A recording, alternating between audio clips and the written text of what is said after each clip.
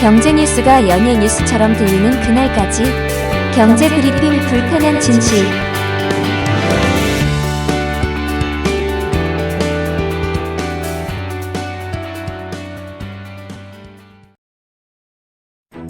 경제 브리핑 불편한 진실 10월 28일 순서 시작하겠습니다. 이젠 뉴스 방향도 완전히 바뀐 것 같죠? 얼마 전만 해도 해리스의 승리를 장담하던 언론들이 이제는 트럼프 포비아를 걱정하고 있거든요. 그만큼 트럼프 승리 가능성이 높아졌기 때문인데요. 물론 아직 승부가 완전히 끝난 것은 아닙니다. 하지만 미국과의 관계가 특별한 우리나라로서는 넋놓고 있다가는 큰일 날 수가 있거든요. 정말 철저한 대비가 필요하다는 거죠. 참고로 말씀드리자면 경불지는 트럼프 지지자 절대 아닙니다. 하지만 우리가 현실을 똑똑히 봐야 되기 때문에 트럼프 재선을 대비해야 된다라는 이야기 하고 있다는 사실 다시 한번 말씀드릴게요.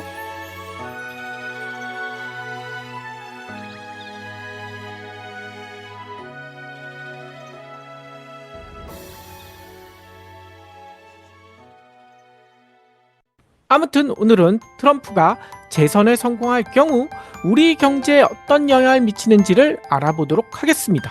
이를 바탕으로 각자 위치에서 필요한 대책을 마련해야 될 것 같거든요.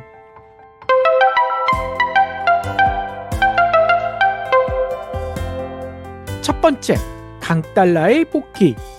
지난주 금요일 서울 외환시장이 난리가 났어요. 미 달러와 대비 원화 환율 무려 1390.5원까지 치솟았거든요. 9월 27일 1312원을 기록했던 것에 비하면 한 달여 만에 무려 6%나 오른 셈이거든요. 환율이 이렇게 급등한 이유 여러 가지가 있겠지만 그중 가장 큰 것이 역시나 트럼프 트레이드입니다. 트럼프 당선 가능성을 내다보고 관련 투자가 이어지는 것, 이걸 의미하잖아요. 아니 그런데 트럼프 당선과 환율 무슨 상관관계가 있을까요? 일단 트럼프 경제 공약, 이걸 꼽을 수가 있는데요. 트럼프는 막대한 재정 적자 해소를 약속을 했거든요. 그런데 이에 대한 방법 특별한 게 없어요. 대규모 국채 발행, 이게 불가피하다는 겁니다. 만일 미 국채 발행이 늘어나게 된다면 어떻게 될까요? 당연히 수요 공급 법칙에 따라 국채 가격은 떨어지고 반대로 국채 금리는 올라갈 수밖에 없잖아요. 실제로 미 국채 10년물은 현재 4.242%까지 훌쩍 뛰어올랐습니다. 9월 중순만 해도 3.621%였거든요. 이것과 비교하면 한 달 사이에 미 국채 금리 10년물 17%나 오른 셈이에요. 이렇게 미 국고채 금리가 오르면 어떻게 될까요? 자연스럽게 달러의 가치도 올라갈 수밖에 없거든요. 달러 가치를 보여주는 달러 인덱스 다시 104를 돌파했습니다. 이는 8월 1일 이후 최고치라는 거예요. 아니 환율 올라도 크게 걱정 없지 않을까? 물론 과거에는 그랬어요. 이 달러 가치가 오르고 원화 가치가 떨어지게 되면 우리나라 수출 경쟁력이 높아진다. 수출이 늘어나는 긍정적인 효과가 있다라고들 얘기해 왔거든요. 그래서 일부러 원화 약세를 부추기기도 했죠. 하지만 지금 그런 효과 거의 없습니다. 매우 적다는 거예요. 우리나라 대기업들, 특히 삼성이나 LG 주요 공장 어디에 있습니까? 우리나라에 없는 경우가 대부분이거든요. 특히 미국에 많이 생겼잖아요. 게다가 우리나라 주요 수출품들 이제는 가격으로 승부하지 않거든요. 가격 경쟁력보단 품질 경쟁력으로 승부하는 제품들이 늘어나기 때문에 환율 효과도 매우 적다는 겁니다. 오히려 달러 강세, 이 부작용이 큰데요. 물가만 자극할 수가 있다는 거예요. 그래서 강달러가 극심해지면 한은이 개입해서 약화시키곤 했거든요. 가지고 있던 달러를 시장에 내다 판 거예요. 그런데 이를 기대하기 이제는 힘들어 보인다는 거죠. 왜냐? 한은도 강달러를 손 놓은 듯한 그런 분위기거든요. 실제로 이창용 한은 총재 현재 미국에 가 있거든요. 미국에서 기자간담회를 했는데 특정한 환율 목표치보다는 변동성에 중점을 두고 있다, 이런 얘기를 했어요. 즉 속도에 주목하겠다는 이야기죠. 따라올 테면 따라와봐, 이러고 있다는 겁니다. 이를 다시 얘기하면 속도 속도만 빠르지 않으면 강달러를 용인할 수도 있다. 이런 이야기로도 풀이될 수 있다는 거예요. 즉 환율이 느리게 상승한다면 마지노선으로 불렸던 1,400원대가 넘어도 개입하지 않겠다. 이런 의미로도 읽힌다는 거죠. 이 때문일까요? 이미 시장에서는 1,400원이 아니라 1,450원대까지 환율이 튀어오를 수 있다. 이런 이야기도 나오고 있다는 겁니다. 이 또한 트럼프 재선을 염두에 둔 전망이거든요. 만일 이 전망이 맞다면 어떻게 될까요? 국내 물가 급등 불가피할 수밖에 없다는 거죠. 우리나라 기준금리가 더 내려가더라도 대출금리는 더 올라갈 가능성도 크고요. 이래저래 우리 경제가 더 나빠질 위험성이 매우 크다는 이야기입니다.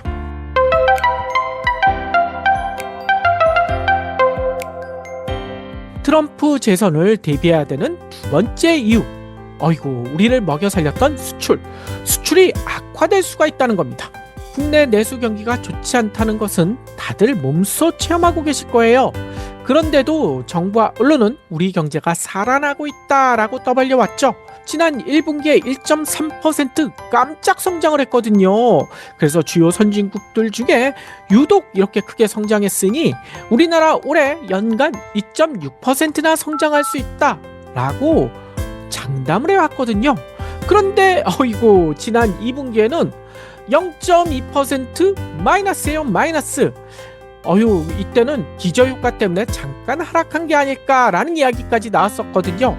하지만 3분기에도 성장률이 0.1%에 그쳤습니다. 이거는 올라간 것도 아니고 내려간 것도 아니고. 그런데 왜 이렇게 됐을까?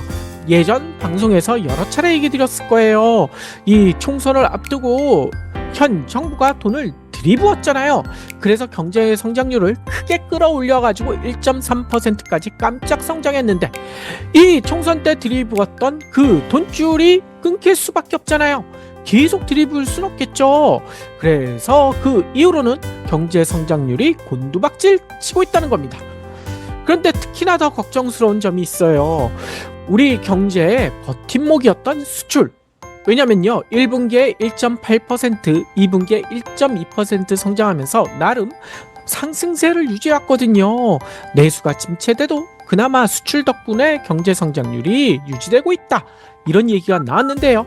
그런데 수출이요 3분기 되니까 0.4% 성장이 아니라 감소를 했다는 겁니다.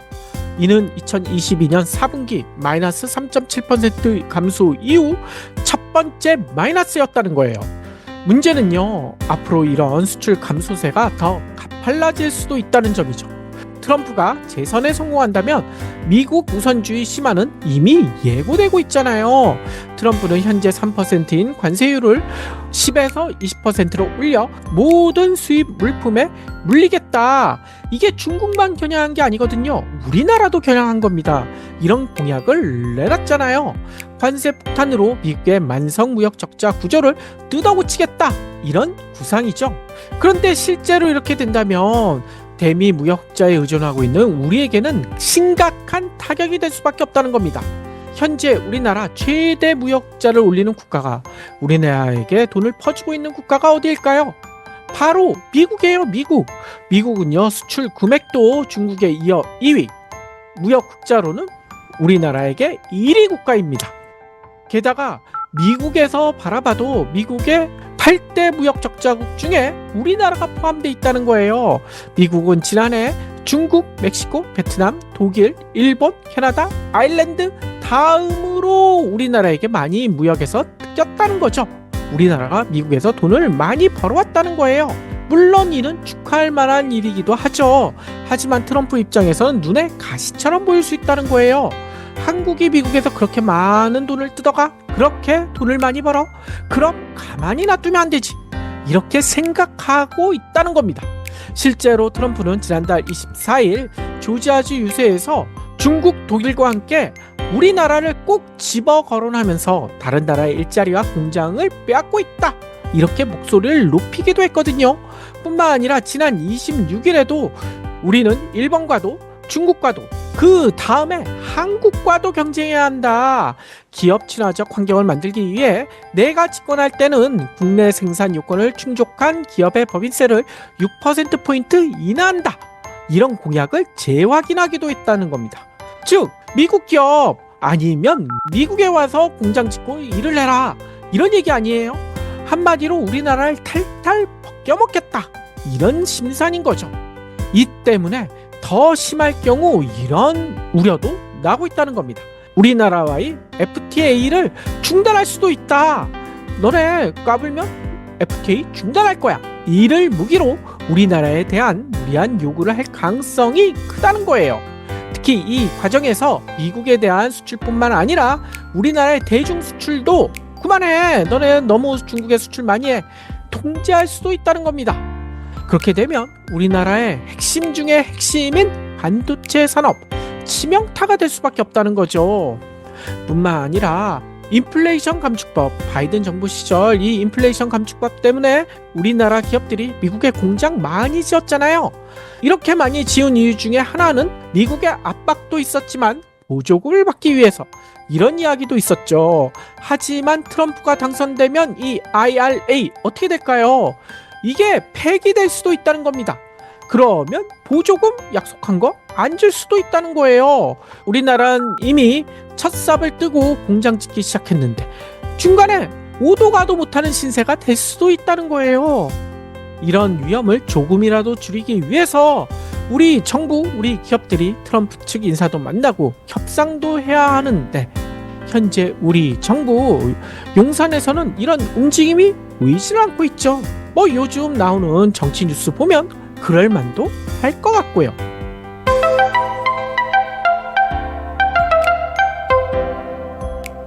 우리가 트럼프 재선에 대비해야 되는 세 번째 이유, 코리아 디스카운트 확대. 요 얘기는 뭘까요?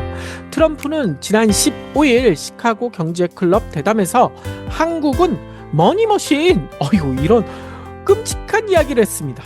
이 이야기 왜 했는지는 다들 아실 거예요. 이 주한미군 방위비 분담금 100억 달러, 무려 13조 원을 내라, 이렇게 압박하기 위해서죠.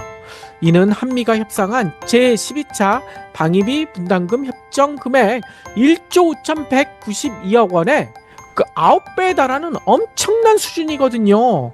아니 그런데 이게 벌써 협정이 맺어졌거든요. 이 협정 2030년까지 적용되는 겁니다. 트럼프가 이 사실을 모를 리가 없을 텐데 이렇게 밀어붙이고 있다는 거예요. 합의 내용 협정도 무시하고 재협상하겠다. 그건 난 모르겠고 재협상하겠다. 이런 의중을 드러낸 것이죠. 한국을 돈 버는 기계라면서 안보 무임 승차국으로 우리나라를 여기고 있다는 거예요. 그럴 만큼 윈윈으로 끝난 기존 협정, 이건 난 몰라, 원점부터 다시 시작할 거야 라는 우려가 커지고 있다는 겁니다. 이 방위비 협상 문제, 근데 돈만 털리는 게 아니에요. 재정적 부담만이 아닙니다. 안보 불안을 확대할 수도 있거든요. 무인기 관련 북한의 도발 가능성, 북한이 남북 연결 도로, 철도 폭파, 이런 것 등으로 한반도가 일촉즉발 위기에 있다는 점은 다들 알고 계실 거예요. 게다가 우크라이나 전쟁에도 참가할 수 있다라는 우려까지 쏟아지고 있잖아요. 물론 트럼프가 수시로 김정은 북한 국무위원장과 친분을 강조하고 있죠. 만약 재집권할 경우 북미 직접 협상 가능성도 커지고 있습니다. 북핵 동결 대가로 대북 제재를 풀어주거나 사실상 북한의 핵 보유국 지위를 인정해주면서 군축 협상에 나서는 시나리오도 거론되고 있다는 거예요. 어이구, 그러면 우리나라의 안보 위협은 사라지는 거 아니야? 줄어드는 거 아니야? 라고 생각할 수도 있겠지만요. 문제는요, 이런 일련의 과정 속에서 윤석열 정부가 소외될 수가 있다는 거예요. 우리나라 없이 미국과 북한 간의 협상이 이루어질 수도 있다는 겁니다. 한반도 문제가 우리를 제외하고 결정될 수도 있다는 거예요. 이 한국전쟁 당시 휴전협정도 그러지 않았습니까? 똑같은 일이 반복될 수도 있다는 거죠. 이럴 경우 우리는요, 돈만 털리고 아무런 결정권 없는 도구로 전락할지도 모른다는 거예요. 그러니 코리아 디스카운트는 더 확대될 수밖에 없다는 거죠.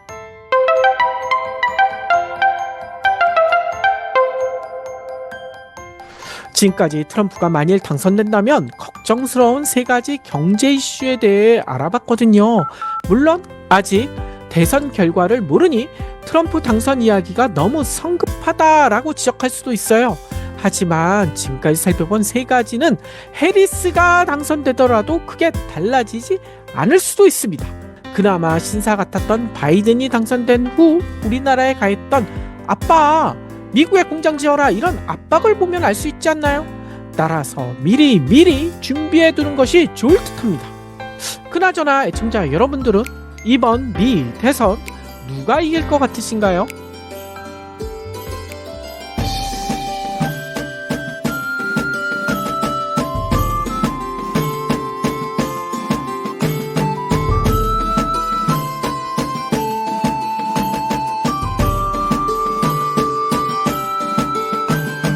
경불진 완주해주셔서 감사합니다. 하트 투척, 댓글 남기기, 링크 공유, 계좌 후원 등 경불진 두 PD에게 힘을 보태주세요. 더 좋은 내용으로 보답하겠습니다.